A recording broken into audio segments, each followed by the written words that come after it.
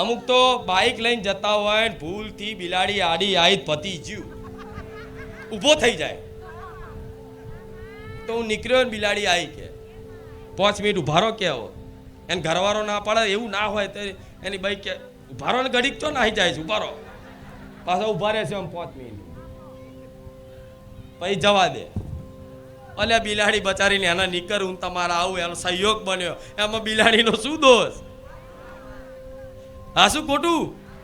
જો એ બિલાડી બચારીની બુદ્ધિ હોય ને તો એ બિલાડી એવું કે આ માણસો ને મારે શું કહેવું, હું તો મારા રસ્તે જતી હતી, તમને હું લડું છું. હા શું ખોટું? રાતે ચીબરી બોલી તોય ડર લાગે. આ બધી તો એક જાતની માન્યતાઓ જ છે. હું એવું કહું છું કે બધા વ્યાયામ કાઢ નાખો. જેટલું વ્યાયામ જીવનમાં હશે એટલા દુઃખી થશો. હા શું ખોટું? હા એટલે બિલાડી આડી 4 વખત આડી ઉતરે ને તોય મારું નામ દઈને રસ્તો કાપી નાખજો, હેડજો, જાઓ, કશું નહીં થાય. હા બીવાન હું કહું છું તમને, આ બધી એક જાતની વર્ષોથી ચાલી રહેલી આવેલી માન્યતા અને માન્યતાના આધારિત બધાય હેડે છે. અને ખોટું નહીં, પહેલા બધા સંકેતો મળતા, કોઈ બી એવી વસ્તુ હોય તો સંકેત મળતો કે જેમ કે રાતે કાગડો બોલવો, ચીબરી બોલવી, આ બધા સંકેતો હતા. પહેલા એક જાતનું એક જ્ઞાન હતું, એ સંકેતો હતા. પણ શું કહું, એ સમય જતો રહ્યો, એ સમય જતો રહ્યો, એ ટાઈમ જતો રહ્યો છે.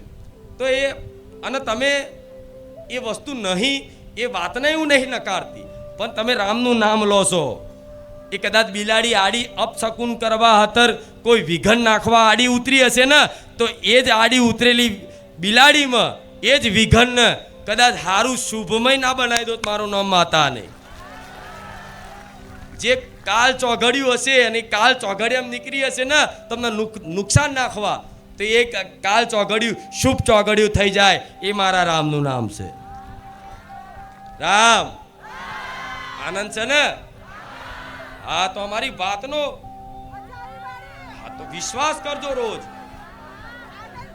જીવનમાં બધું નહીં, જ્ઞાન નહીં લો, સમજ નહીં લો તો તમને સમજ કઈ રીતે આવશે, જીવન કઈ રીતે જીવવું જોઈએ.